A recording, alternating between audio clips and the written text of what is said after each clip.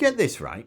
Imagine being 3 hours into a flight home, then you've got to make an emergency landing, all because someone left a power bank inside their suitcase in the hold. And that happened last week, stranded a plane full of easyJet passengers overnight. And this is not the first time this has happened. And airlines are now beginning to push for massive fines and even lifetime bans. So here are the rules for when chargers and power banks are allowed, when they're not, and what to do with them on the plane. And as always, drop your questions in the comments below and I'll jump right in. So first off, when are power banks allowed on a plane? And it comes down to two very strict conditions. First one, it must stay in the cabin with you, whether that's in your cabin bag, a backpack, or even right in your pocket. And the second one, it has to be under 27,000 milliamps per hour. What the heck does that mean?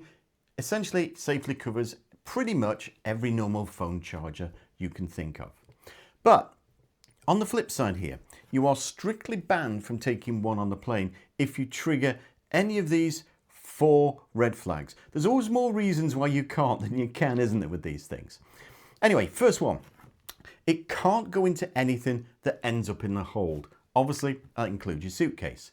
Second one, if the airline, for instance, forces you to check your hand luggage at the departure gate at the last second, it is your responsibility and not theirs to pull out that power bank and carry it on to the cabin. Third one, when you go through security, if the charger looks dodgy, bloated, cracked, too old, bit risky, they're legally entitled to throw it in the bin because they cannot verify it's safe. And the last one, if your case has a built-in charger, for instance, that can't be removed without tools, then the airline won't allow that case on the plane. So think about all of those reasons.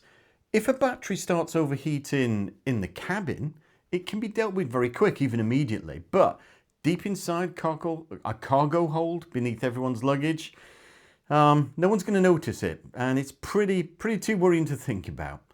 And don't expect your travel insurance to bail you out either if it's your fault. So if your flight is delayed or cancelled, anything like that because of you, they won't pay out a single penny for anything. And that would include travel, hotels, food, even your flight home. In fact, there's actually a pretty good chance they're going to immediately cancel your policy on the spot.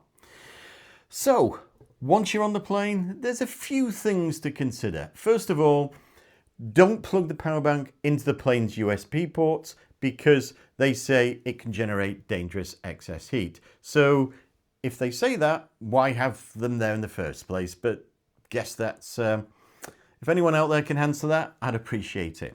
Second one, don't put it into the overhead locker either, ideally.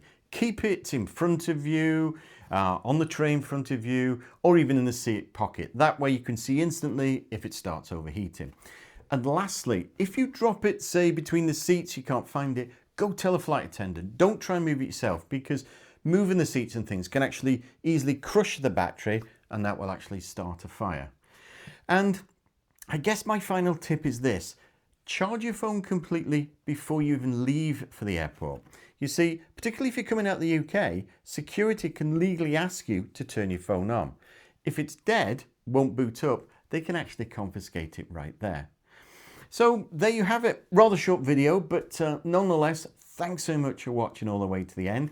And as always, I'll see you in the next one.